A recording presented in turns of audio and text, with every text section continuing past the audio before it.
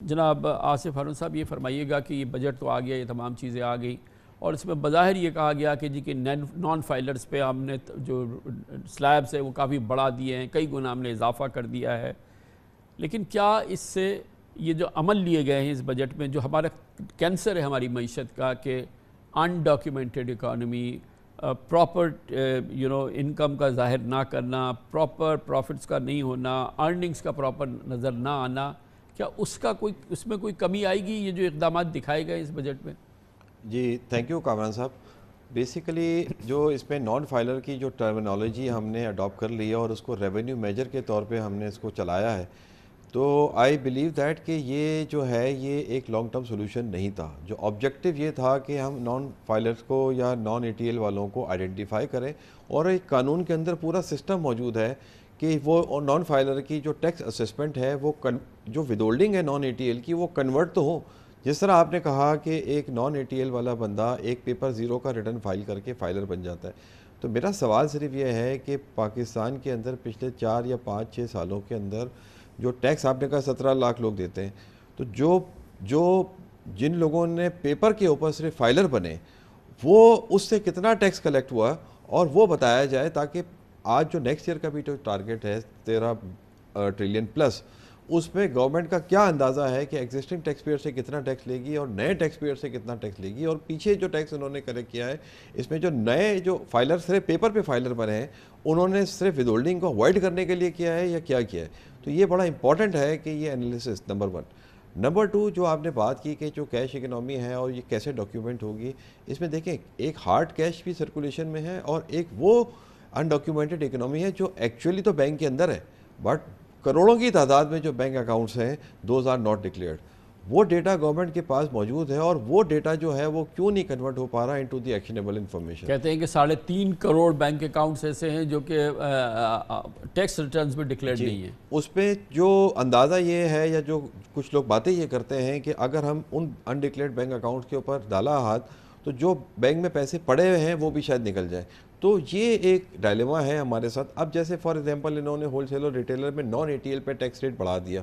اب وہ naan A T L تو نہیں رہے گا، آپ نے کہا 100 روپے یا 100 کی ریٹرن آپ داخل کر دیں، آپ فائلر بن گئے. آئیڈیلی اس کا کیا ہونا چاہیے تھا؟ آئیڈیلی یہ ہونا چاہیے تھا کہ وہ ود ہولڈنگ جو ہے وہ زیادہ اس وقت ہر اس پہ لگے گی جو کہ بینکنگ چینل سے پیمنٹ نہیں ہوگی اور وہ بینک اکاؤنٹ ڈکلیئرڈ نہیں ہوگا. تو جو ڈسٹریبیوٹر ہول سیلر ریٹیلر مال خریدتا ہے اس سے مینوفیکچرر ٹیکس کلیکٹ کرتا ہے، وہ انہوں نے کہا کہ ہم صرف نان اے ٹی ایل پہ زیادہ رہیں گے، تو نان اے ٹی ایل تو کوئی ملے گا ہی نہیں، وہ زیرو والا ریٹرن فائل کر دے گا. اصل چیلنج کیا تھا؟ اصل چیلنج یہ تھا کہ جو کیش اکنامی ہے یا انڈکلیئرڈ بینک اکاؤنٹ سے جو ٹریڈنگ ہو رہی ہے اس کے اوپر زیادہ ٹیکس لگنا چاہیے تھا. اس لیے کہ وہی جو آپ نے کہا کہ پورا آکسیجن فراہم کر رہی ہے ہماری انڈاکیومنٹڈ اکنامی کو. تھرڈلی جس طرح پراپرٹی کے اوپر بھی انہوں نے جو ریٹ بڑھایا ہے، ایون اے ٹی ایل والوں کے اوپر بھی، وہ آئی تھنک کہ میرے حساب سے وہ اگین ہمیں اور آپ کو ڈسکریج کر رہے ہیں کہ ہم ڈکلیئرڈ انکم سے اگر ہم پراپرٹی لیتے ہیں تو ہم پہ ود ہولڈنگ ٹیکس زیادہ. آئیڈیلی تو ہمیں انکریج کرنا چاہیے کہ ہم ایف بی آر ویلیو سے زیادہ ڈکلیئر کریں اور ایک ٹیکس انسیڈنس نہیں بڑھے. وہ فلوٹنگ ریٹ کا کانسیپٹ ہونا چاہیے کہ آپ ایکچوئل ٹرانزیکشن ویلیو جتنی زیادہ آپ دکھائیں گے ہم آپ کا ٹیکس انسیڈنس نہیں بڑھائیں گے. تو یہ ایک تھاٹ پروسیس ہونا چاہیے تھا. نان اے ٹی ایل یا نان فائلر سے کوئی کسی کو بھی ہمدردی نہیں ہے، بٹ جو ڈسٹنکشن ہمیں یہ کریٹ کرنی ہے کہ جو نان فائلر ہیں جن پہ ٹیکس کٹ بھی رہا ہے وہ کدھر ہیں، وہ کون لوگ ہیں، ان کی کس نے اسسمنٹ کی ہے. اور سیکنڈلی جتنا آپ گیپ بڑھاتے رہیں گے فائلر کا ٹیکس بڑھتا رہے گا، نان فائلر کا ٹیکس بڑھائیں گے، مگر گیپ اگر آپ کم نہیں کریں گے تو non filer will always prefer that to remain out of the tax. تو نجیب بالاگام والا صاحب، پہلے تو یہ فرمائیے گا کہ جو بجٹ میجرز سامنے آئے ہیں آپ نے دیکھ لیے یہ سارے، پہلے تو بنیادی صرف بات بتائیے کہ ڈائریکٹلی ان میجرز کی وجہ سے جو بنیادی اشیاء ہیں، باقی چیزیں ہم نے بتائی عوام کو کیا کیا مہنگا ہو جائے گا، کیا آٹا، چینی، دال، گوشت، یہ تمام چیزیں جو بنیادی بالکل اشیاء ہیں، مرچ، یہ تمام چیزیں جو ہیں یہ کیا مہنگی ہو جائیں گی؟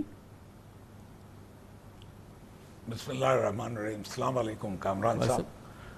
اوبیسلی یہ جو بجٹ آیا ہے it is an inflationary budget.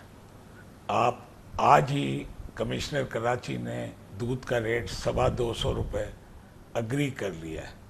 یہ ود 20 روپیز پیٹرولیم لیوی یہ پھر 250 روپے پہ پہنچ جائے گا. تو بیسک نیڈ دودھ ہے.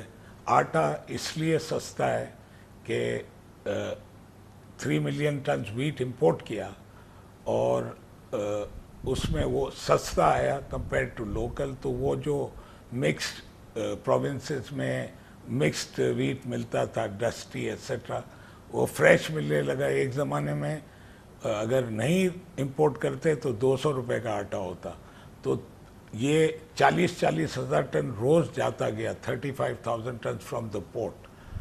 तो अब वीट भी महंगा होता रहेगा बिकॉज ऑफ दिस।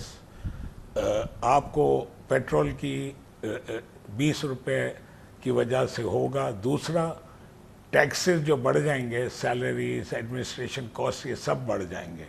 सीमेंट 1 रुपया पर केजी यानी 1000 रुपीज़ और बढ़ा दिया है।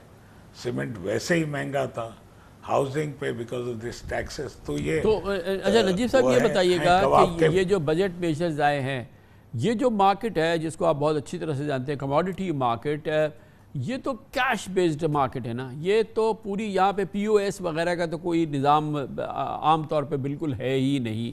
तो ये तो जो बजट का इस पे असरात तो नहीं होने चाहिए, ये तो कैश मार्केट है, ये कैश ही चलती रहेगी, अरबों रुपए की ये कैश मार्केट पे, इस पे तो किसी को कोई तकलीफ नहीं होगी ना, ये तो सब मज़े में रहेगी ना ये मार्केट तो। नहीं, इन्होंने टैक्स लगाया है कवाकिब कुछ नज़र आते हैं कुछ। ये सिंध का सेल टैक्स बढ़ गया, हर चीज़ पे सेल टैक्स है, पेट्रोलियम प्रोडक्ट्स वीट को असर करता है, हर चीज़ सब्जी वब्जी सब की ट्रांसपोर्टेशन कॉस्ट बढ़ गया है। एक्सेल लोड की वजह से ऑलरेडी 40% बढ़ गया है। तो आप सोच नहीं सकते कि 10,000 रुपया मुल्तान का किराया है जो आज से पहले 4,000 का था, तो 10,000 हो गया because of Excel load. Petroleum गिर भी रहा है फिर भी बढ़ रहा है, तो ये आपको नज़र आएगा 2-3 महीने में। ये IMF का टिपिकल बजट है, जो इजिप्ट में भी इसी तरह, श्रीलंका में भी इसी तरह। अब हमें चेंज करना है, मेजर चेंज। लेकिन देखे ना ये सारा सेक्टर है नजीब भाई, ये तो मतलब क्या ना बराए नाम भी टैक्स नहीं देता ना, सारी कैश इकोनॉमी यहाँ से चल रही होती है, इनके बैंक अकाउंट्स कहीं डिक्लेयर नहीं है, इनके ये किसी किस्म के प्रॉपर अपने पेपर्स रिटर्न फाइल वगैरह नहीं करते हैं।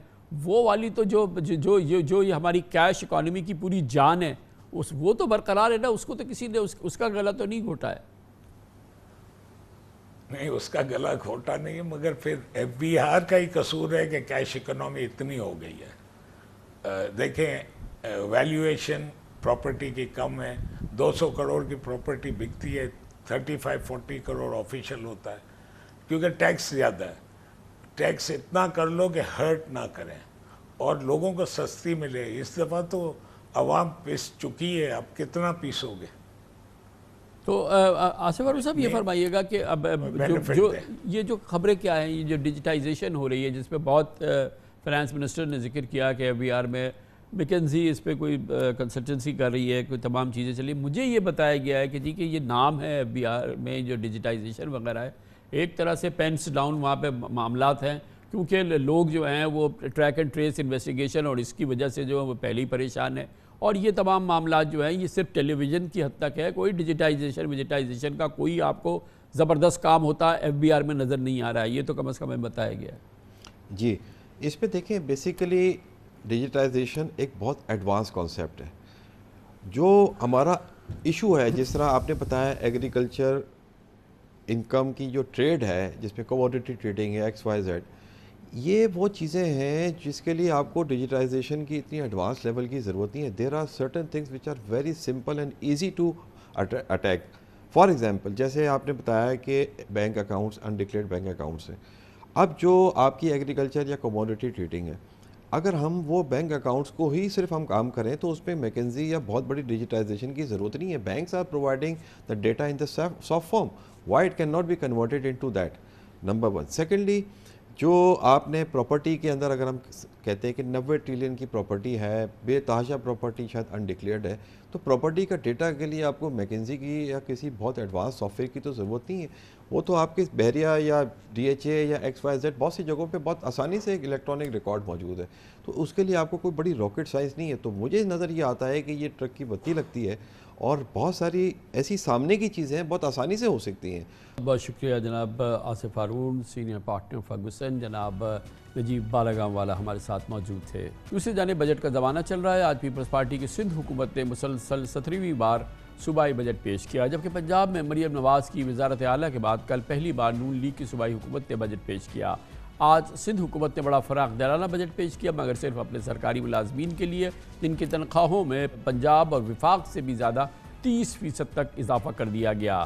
وفاق پنجاب سے بھی اس طرح سے سندھ آگے نکل گیا. کل پنجاب اسمبلی میں پیش کیے گئے بجٹ میں 842 ارب روپے کے ترقیاتی اخراجات اور 100 یونٹ تک بجلی استعمال کرنے والوں کے لیے مفت سولر اسکیم کو خوش آئند قرار دیا جا رہا ہے. خاص بات یہ بھی ہے کہ پنجاب کے بجٹ میں کوئی نیا ٹیکس نہیں لگا ہے اور نہ ہی موجودہ ٹیکسز کی شرح میں اضافہ کیا گیا ہے. پنجاب حکومت نے دعویٰ کیا ہے کہ اس نے اپنے بجٹ میں صحت، تعلیم، انفراسٹرکچر اور کسانوں کی فلاح و بہبود سمیت سماجی ترقی پر خصوصی توجہ دی ہے.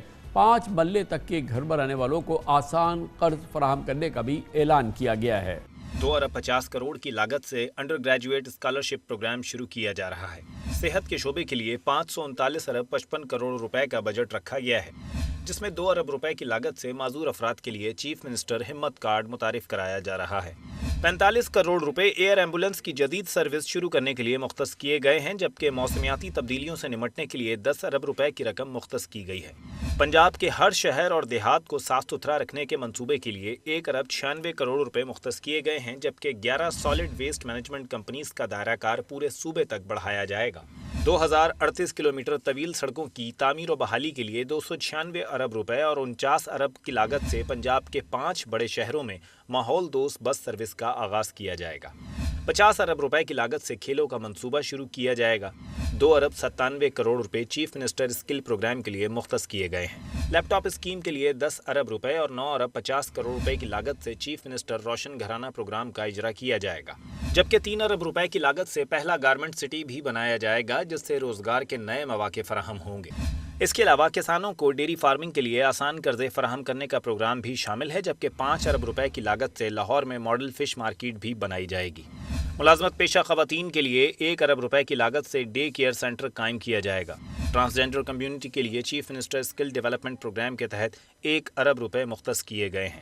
اقلیتوں کی فلاح و بہبود کے لیے 2 ارب 50 کروڑ کی لاگت سے منارٹی ڈیولپمنٹ فنڈز کا قیام بھی عمل میں لایا جائے گا، جبکہ بجٹ میں میڈیا ورکرز کے لیے 1 ارب روپے کی ہیلتھ انشورنس کا اعلان بھی کیا گیا ہے. کمرشل بریک، اس کے بعد ذکر کریں گے اعلیٰ عدلیہ، الیکشن کمیشن اور اداروں اسٹیبلشمنٹ حوالے سے کئی معاملات کھڑے ہیں، اور آج لاہور ہائی کورٹ کے چیف جسٹس نے اس سلسلے میں ایک اور بہت ہی تند و تیز تقریر کی ہے. تمام موضوعات پہ بات کرتے ہیں چھوٹے سے وقفے.